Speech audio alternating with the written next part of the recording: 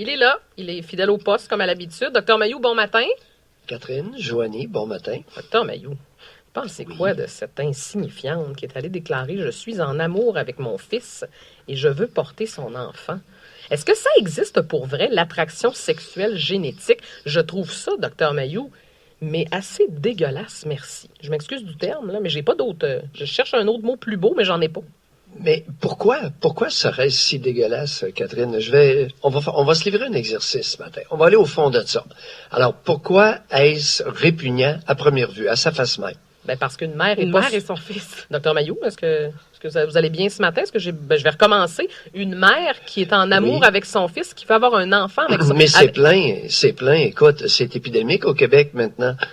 Il y a, fais une étude, là, et il y a 200 000 mères au moins au Québec ce matin, là, fortement en amour avec leur fils. Qui voudraient avoir un enfant avec leur propre garçon?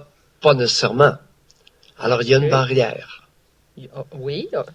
Mais là, expliquez-nous. Il y a une barrière sous forme de tabou dans plusieurs cultures. Maintenant, je ne sais pas jusqu'où ça va. Alors, on nous a enseigné à la faculté de médecine de l'Université Laval que la sexualité mère-fils était enrobée du plus fort tabou qui puisse exister dans toutes les relations interpersonnelles. Oui. Ça, c'est alors que le tabou père-fille est très faible dans plusieurs cultures. Maintenant, c'est pas trop étudié parce que c'est singulièrement embarrassant, cette histoire-là. Ben, c'est très embarrassant, docteur Mailloux. Si c'était un homme qui avait dit ça de sa fille, là, il se ferait, mais ramasser à peu près partout. Non, M. Fréquent, il n'y a pas besoin de le dire. Il n'a qu'à le faire et... écoute, ça s'est fait au Québec, rien qu'en masse. Non, je le sais, docteur Mailloux, mais là... oui, alors le tabou. Maintenant, pourquoi l'être humain... Continuons notre réflexion. Okay. Pourquoi l'être humain, dans certaines sociétés, s'est-il doté de ce fort tabou sexualité ou reproduction mère-fils? Il y a une raison. C'est que l'être humain, depuis des millénaires, a observé que lorsque une mère s'accouplait avec son garçon, ça provoquait beaucoup de tares génétiques. C'est la raison d'être du tabou. Il y a une raison génétique. Ça donne beaucoup de bébés infirmes. Alors, la consanguinité, semble-t-il que celle mère-fils serait peut-être pire que père-fille, dans le sens de faciliter l'éclosion de toutes sortes de maladies génétiquement transmises et de tares. Comprenez-vous? Alors, lorsque vous croisez deux êtres consanguins très proches, ça permet l'expression de gènes défectueux.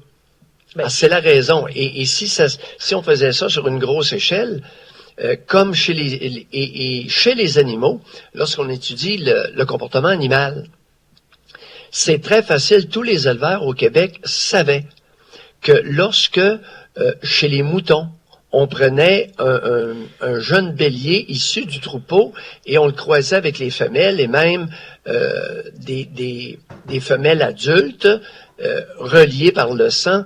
Il y avait, en l'espace de 5 ans, il y avait une dégénérescence marquée des agneaux dans le troupeau. Oui. Okay. Gain de poids, résistance aux parasites. Alors, il y a une raison génétique au tabou. Oui, mais oui. Non, c'est parce que... Je vous écoute, là. Oui, bien sûr. Moi, je prends beaucoup de temps. Je suis très patiente ce matin, là. Je vous écoute, puis je comprends toute l'analyse, puis la génétique. Je reviens à la base, docteur Mailloux. Il y a une mère qui veut avoir un enfant avec son gars. Elle est en amour avec son fils. Elle veut... Docteur Mailloux, je me présente dans votre bureau demain matin, puis je vous dis ça. Moi, j'ai un garçon, là, puis je l'aime, je veux avoir un enfant avec. J'espère que vous me brassez un peu, parce que je trouve ça, mais dégueulasse, docteur Mailloux. J'ai pas d'autres termes. Laissez-moi faire la génétique des moutons ce matin. Parce que l'être humain est supposé d'avoir du jugement, est supposé d'avoir une intelligence supérieure à un mouton. Là. On parle pas des béliers, on parle d'une femme de 51 ans. Ben écoute, Catherine, des femmes qui n'ont pas un once de jugement, il y a un pourcentage significatif. Lui, il n'y en a pas plus. Alors, ça reflète... Non, puis lui, si. Non. Alors, OK, il peut y avoir un problème de jugement sévère. Mais généralement, lorsque le tabou sexuel mère-fils tombe, on reconnaît dans la littérature scientifique qu'un des deux est psychotique, sinon les deux. Maintenant, et ça m'est arrivé une fois. J'ai vu un cas là de sexualité mère-fils et les deux étaient vraiment là pas normaux sur le plan psychique. Bon. OK? OK. Alors ça, c'est une chose. Mais ce à quoi je voulais vous sensibiliser, c'est d'où vient le tabou. Le tabou a sa raison d'être parce que ça fait des enfants infirmes et extrêmement tarés, dans un gros pourcentage. Ça, c'est la raison de l'existence de l'espèce d'attitude répugnante. Oui, oui. Particulièrement mère-fils.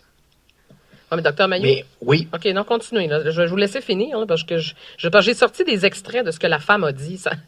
Oui, allons-y, continuons. Oui. Parce qu'elle dit, nous sommes faits l'un pour l'autre. Je sais que les gens vont trouver ça dégoûtant, oui, en effet, et vont penser que nous devrions mieux nous contrôler. Mais quand un tel amour vous anime, vous vous battez pour le protéger. Oui, mais écoute, l'inceste psychologique mère-fils au Québec est épidémique. Oui, mais docteur Mailloux, attendez, je ne vous parle pas de l'inceste psychologique, c'est de l'inceste, là on est à la base, c'est incestueux comme comportement. Je peux pas croire que vous mais on est simplement une étape plus loin. Ben, on est une grosse étape Alors, plus loin. le pourcentage de femmes qui embrassent leur garçon sur la bouche rendu à 10 ans au Québec, qu'est-ce que tu penses que c'est? C'est dans la même foulée.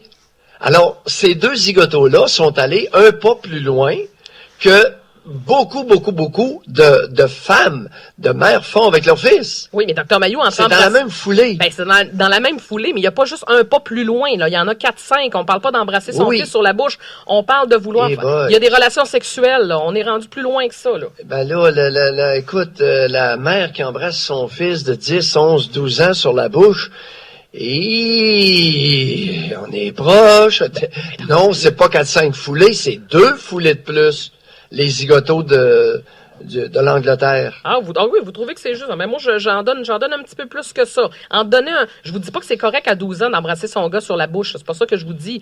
Mais là, on est rendu à vouloir avoir un enfant. Puis vous pouvez pas comprendre. On est fait l'un pour l'autre. Vous êtes pas fait l'un pour l'autre. C'est une mère puis son fils. Qu'est-ce qui est pas clair là-dedans? Si on enlève la sexualité, la pénétration et le désir de vouloir se reproduire, les phrases que tu viens de prononcer, il y a beaucoup de femmes, de mères au Québec qui le pensent, qu'elles ont j'ai une relation exceptionnelle avec mon fils. Je l'ai entendu à maintes reprises. Alors là, on parle pas de rareté ce matin-là. Oui, mais docteur Mailloux. Si on enlève la pénétration, il y a pénétration plus vouloir avoir un enfant. Ah, mais le docteur Mailloux, en dire avec son fils que tu as une belle relation, tant mieux. Il y a des mères qui ont une belle relation avec leur fils. En soi, c'est pas mauvais. Alors, entre ça, puis embrasser c'est mauvais, Catherine. Comment ça, c'est mauvais? Les mères peuvent pas avoir une bonne relation avec leur fils. Non, mais j'ai une excellente relation. Et là, elle a une relation exclusive. Et toutes les femmes qui vont approcher fiston vont devenir une rivale à abattre, à éliminer. Ça va loin, là, dans notre beau Québec. Alors, tu soulèves une couverture ce matin, Catherine, je te préviens. Ben, pas juste la couverture. Tu soulèves un tapis sous lequel il y a beaucoup de poussière. Oui, mais c'est parce que là, vous me ramenez ça à la base, parce que vous êtes en train de dire qu'à peu près toutes les femmes... Et des pères qui veulent activement s'accoupler, qui sortiennent à 3 mains de s'accoupler avec leur fille au Québec. Il y en a beaucoup. Oui, mais il faut que ce soit dénoncé. C'est de l'inceste, docteur Mailloux. Là, vous ramenez ça à la base en disant la plupart des mères qui disent qu'ils ont une excellente relation, on a un problème. Non. Le problème, il est en le fait qu'une mère dise de son fils qu'elle est en amour avec, qu'elle va avoir un enfant. Moi, je trouve ça profondément malade. Catherine, des mères en amour avec leur garçon au Québec, c'est légende. Mais pas qu'ils veulent avoir un enfant, là. Découragez-moi pas sur l'espèce humaine. Là, elles osent pas. Bon, attends un petit peu. Attends un petit peu. C'est parce que dans notre société, j'ai bien dit, on revient à la base. Le plus fort tabou sexuel, c'est dans la relation mère-fils.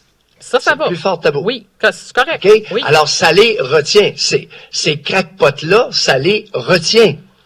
Maintenant, là, il y en a 2 qui étaient en mal de popularité, qui ont osé dire ce que plusieurs se retiennent de penser. Ça me alors, n'allons pas... Ben, l'être humain n'est pas que beau. Non, je le sais, mais de plus en plus, là, ce matin, ça vient d'atteindre pour moi un sommet. Oui, ça a cogné. OK, Je comprends ton point. Maintenant, essayons de le comprendre un peu plus et de voir, est-ce que c'est une anecdote dans le monde? Est-ce que c'est une anecdote? Écoute, il y a deux crackpots en quelque part qui veulent, mère-fils, une mère avec son fils, ils veulent faire des bébés, puis ils veulent s'accoupler et avoir bien du plaisir. OK? Prétextant qu'ils sont faits l'un pour l'autre sur le plan génétique. Oui. Ça, pour l'histoire de faits l'un pour l'autre sur le plan génétique, on repassera là. Bon, on repassera sur bien des aspects. Docteur Mailloux, on s'en reparler ce midi. Je vais aller me remettre de mes émotions. 7h22, Docteur Mailloux. C'est très interpellant et c'est la pointe d'un iceberg. OK, ben si vous le dites. On se retrouve à midi, Docteur Mailloux. C'est pas parce que je le dis. Moi, je suis peut-être dans le champ encore une fois. Ben, en fait, vous n'êtes pas dans le champ, c'est en tout cas. Joanie était silencieuse. Oui, Joanie est sous le choc aussi, je pense, de vos propos ce matin. Alors, on va se remettre. J'essaie de ruminer.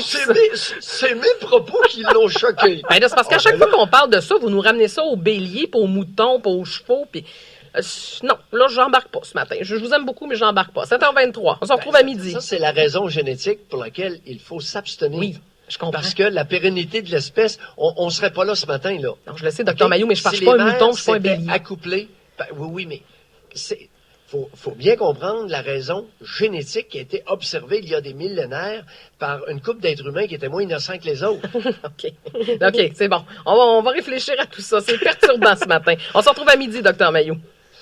Docteur Pierre Mailloux, avec qui je co-anime. J'ai l'impression que ce sera une émission assez particulière ce midi pour 106.9 Doc Mailloux.